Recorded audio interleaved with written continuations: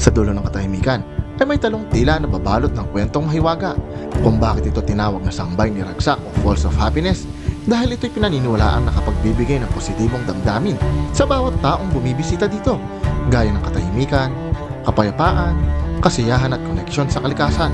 Simbolo ng kasaganahan dahil dito'y dumadaloy ang malinis at malamig na tubig at pinaniniwalaan na may espiritu ng kalikasan o anito na naninirahan dito.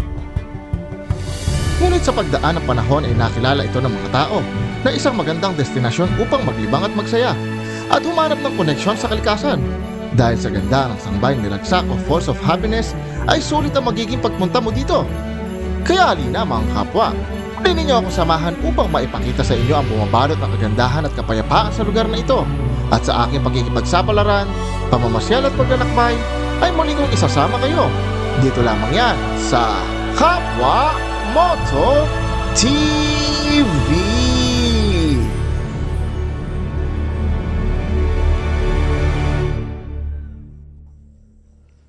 Yo, good morning mga kapwa. Ang oras natin is 5 a.m. So, may rides tayo ngayon. First time natin gagamitin itong si X-Max.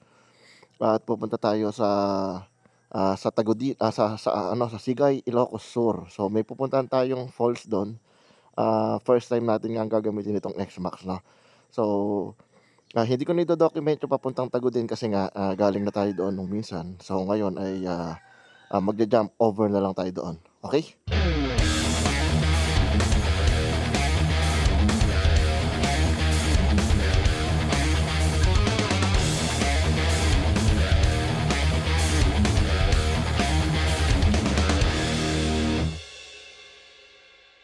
Okay mga kapwa, dumating na tayo dito sa may Tagudin. Ito yung Tagudin Welcome Arc. So dumating tayo dito mga around 10 o'clock AM, no? So nagpahinga lang muna tayo dito and then also nagmerienda na rin. Baka kasi sa Sigay ay wala na tayong makainan. So pupuntahan nga pala natin yung Sangbay basta yung falls na yan dyan sa screen, ipapakita ko dyan sa screen. So nakalimutan ko kasi yung tawag doon eh. Pero I think may mga 50 to 80 kilometers na lang away from here sa kinatatayuan natin or kinauupuan natin ang papunta doon. So dito na natin sisimulan yung pagdodokumento, yung pagpunta doon. So yun, paalis na tayo mga kapwa, no? Andito tayo ngayon sa Tagudin Welcome Arc ng Ilocos Sur. Ayan, so nakikita nyo naman. Ayan. So meron tayong, di ko alam kung ilang kilometro. Nakalimutan ko silipin doon sa cellphone ko eh. So ginagamit ko kasi yung Garmin app or yung Street Garmin ng Yamaha. So hindi niya pinapakita kasi dito kung ilan yung total kilometers na babiyahihin. Ang pinapakita lang niya is yung inaccurate na time na darating ka doon. Which is sabi niya 11:35, pero I think mga doble times 2.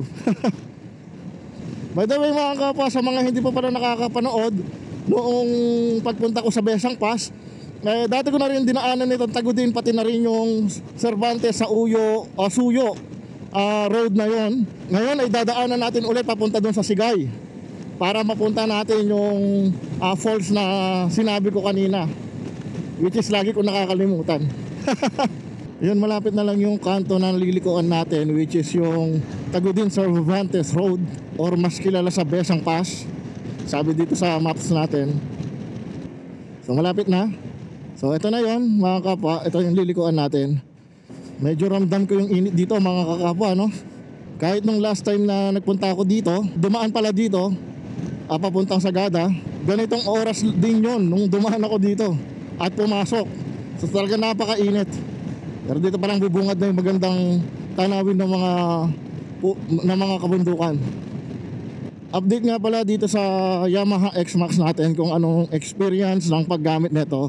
So mahigit 2 buwan na sa akin kasi itong motor na to, pero ngayon ko lang siya nagamit sa pamamasyal or sa pagbablog natin, no? So kanina umalis tayo ng bahay ng alas 5 at dumating tayo ng around 10 AM dun sa may Tagudin Welcome Arc.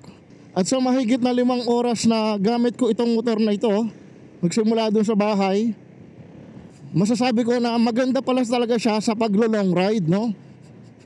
Dati kasi naiinip ako dahil walang infotainment yung aking Honda Click. Dito meron na siyang navigation apps And also, makokontrol mo pa yung mismong music. And since 300cc siya, napakalakas ng torque niya at saka may power talaga siya. But the biggest thing na nagustuhan ko dito sa Yamaha X-Max is yung riding comfort niya. Napakaganda talaga ng riding comfort niya mga kapwa. Although may mararamdaman ka nga lang na pangangalay sa puwit mo, pero ang gagawin mo lang is huminto ka lang kahit 1 minuto, matatanggal agad yung ngalay mo sa puwit eh. Hindi katulad doon sa Honda Click na kahit magpahinga ako ng 20 minutes maano pa rin eh, masakit pa rin yung puwit ko. Kaya masasabi ko mga kapwa na itong Yamaha X-Max is maganda yung riding comfort niya. Given na hindi pa ako nagpapalit ng shock, ng gulong, or kahit ano pa dito na pwede kong i-upgrade. Welcome to Cabugao, Suyo. Ang ganda dito mga kapwa, tahimik, tapos malilim yung mga may lilim ng puno dito. Kaya kahit mainit, hindi mo ramdam yung init dito dahil may silong yung puno or sinisilungan ka ng mga puno dito. Hirap magmaneho dito. Tignan nyo, napaka-sharp ng mga edges nila dito, yung mga paliko niya. Napaka-sharp talaga, hindi pwedeng hindi ka mag-minor. Tignan nyo to. Oh?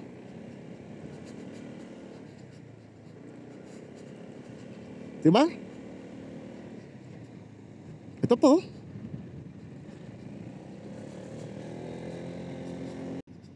Kayapa Bridge.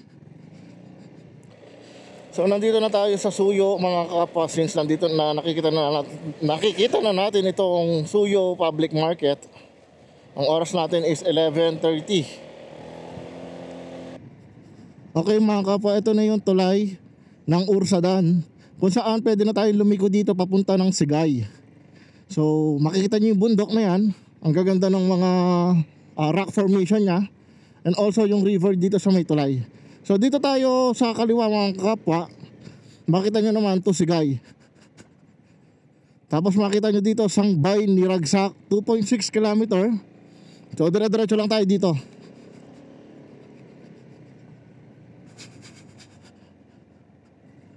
May kapangitan yung kalsada dito sa may bungad. Ito mga kapwa, magiging guide nyo to kung gusto nyo rin pumunta dito. Kasi yung kalsada na ito, hindi buong ipapakita ni Google Map. So, kaya ido-document ko to para nang sa ganon may idea kayo kung maganda bang kalsada papunta dito sa falls na to o hindi. So, malapit na lang tayo mga kapwa. Ay! Grabe, muntikan na tayo dito. Liit ang kalsada. Oh, to cemetery. Yun pala. Tapos Sagyat, Orsadan. Tama nga ba? Ganda dito oh. Ganda ng tubig, kulay green. Ay mga kapaw, pakita ko sa inyo.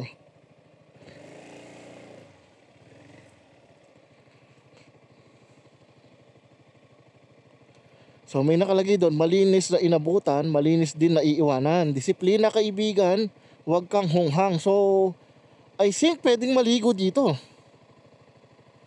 Ayan o. Kaso saan ang pababa niya? Ang palit ng kalsada.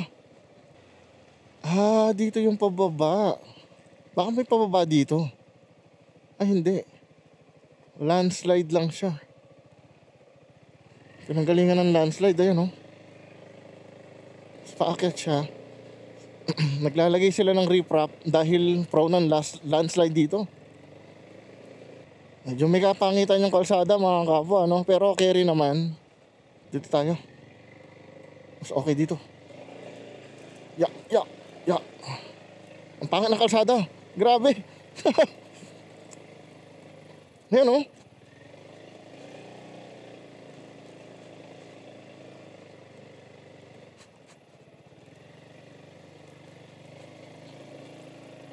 Ay, grabe, bangin pala yun.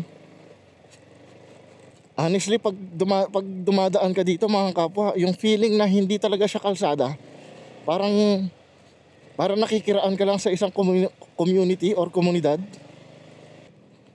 Ang pangit pa ng kalsada. siguro galing na doon.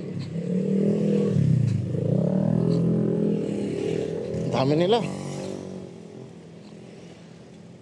Slow down, accident prone area. Oh. Paano to? Ba't huminto siya?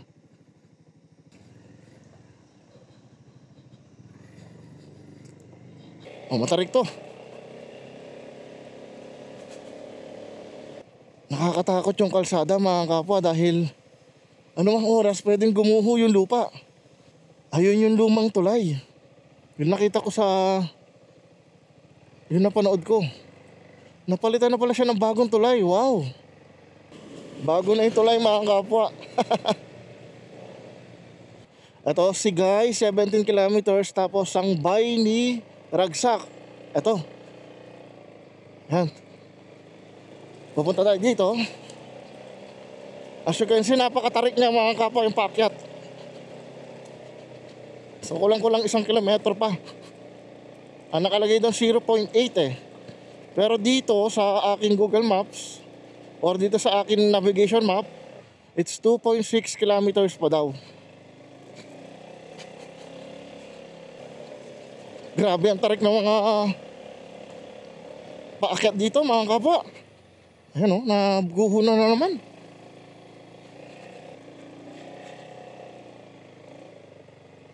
Ito daw, Sangbay ni Ragsak parking area. Sige. Ito, welcome to Sangbay ni Ragsak parking area.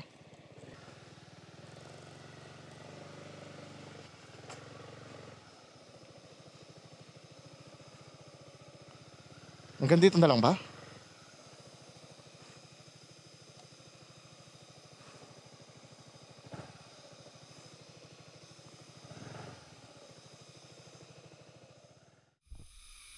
So yun mga kapwa, no, na-ipark na natin yung sasakyan doon. I'm not sure kung saan yung papunta dito sa mismong falls. Pero tingnan natin kung ito nga ba yung papunta or daan papunta dito sa falls, no. Mukhang ito nga. Kasi as you can see dito, may ano siya, hawakan. Ayun yung falls. Hindi ko alam kung gaano katagal yung trekking dito. Pero sabi nila mga 10 minutes lang daw. At hindi naman ganun katarik yung mga dadaanan dito. At hindi ganun kadelikado. Ay. Grabe ho. Pag hindi mo tinignan yung daanan, dahil mamamangha ka nga naman dito sa mga makikita mo dito. Susundan lang natin to mga kapwa, no? Itong parang kalsada na maliit na to. Parang dinaan-daanan din kasi ito ng mga paay. Malamang papunta ito sa may falls. Nakikita ko na mga kapwa, ayun, no? Sumisilip na siya bandaron yung falls. Hindi ko lang alam kung kita sa camera. Mukhang ito na mga kapwa, ito yung bahay na ano, na pwede kung saan pwede mag-register. So yun mga kapwa, nandito na tayo. Si kuya nagbayad tayo ng 20 pesos per head yung entrance nila. So yung mga nagtatanong mga kakapwa na kung may CR ba daw dito pang Banlaw, meron daw doon sa likod. So hindi na siya paid CR or hindi na siya paid CR, libre na siya once na nag-entrance kayo. Sa mga nagtatanong naman ng kung gusto nyong mag-overnight, so sabi ni kuya is yung i-times 2 nyo lang daw yung entrance nyo na 20, bali 40 pesos yung overnight. And then kung kukuha kayo ng cottage is 200 pesos na daw siya imbis na 150 for day tour. Pero kung meron kayong sariling tent, okay lang daw yon kahit hindi na kayo kumuha ng cottage. So pero ang sabi ni kuya, magdala lang daw kayo ng ilaw dahil madilim daw talaga dito at walang kuryente. Ano na kuya, wala daw kuryente, sabi ni kuya. So after ng registration mga kakapwa, ito na yung dadaanan nyo papunta doon sa falls na yon.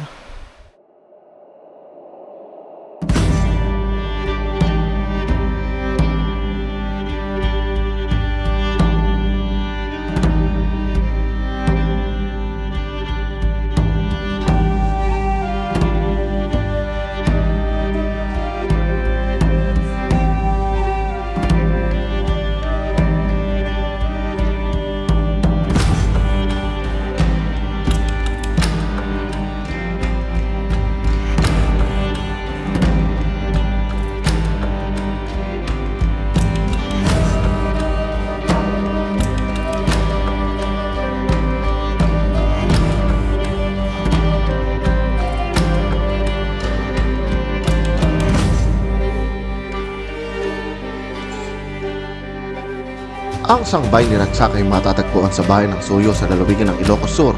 Ang ibig sabihin ng sangbay ay talon at ang ragsak naman ay kaligayahan, kaya kilala din ito sa tawag na Falls of Happiness.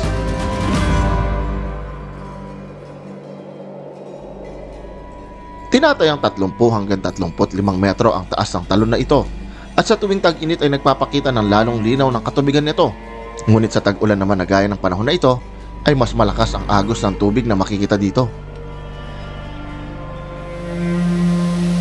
Nakakabighani din pagmasdan ng talon na ito, lalo na kung sa malapitan.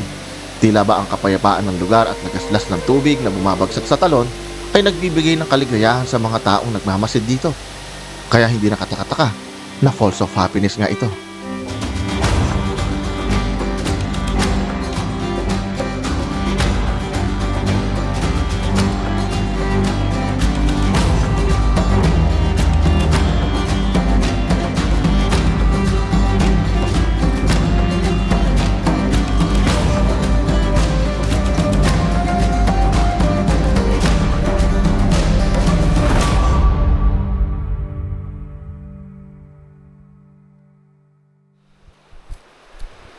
Grabe, nakaka-addict tumambay dun sa may sa parang kuweba na yon.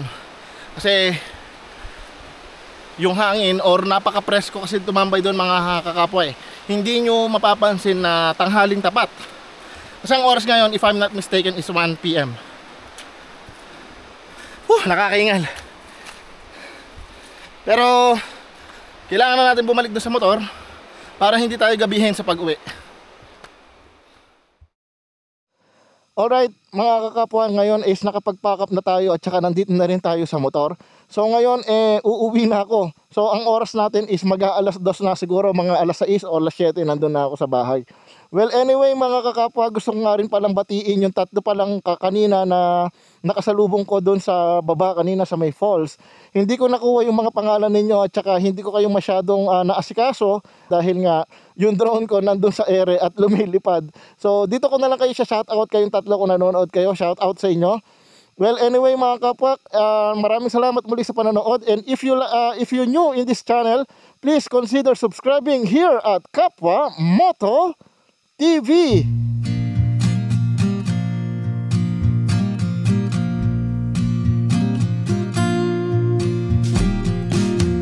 Ito nga pala yung papunta ng Auasen Falls. Thirsty for adventure all my youth, chasing all my freedoms down Liberty Avenue. And every time I hear a phrase my mother used to say to me, everything happens for a reason, I get the feeling I need a little taste of home, home, home, just a little taste of home.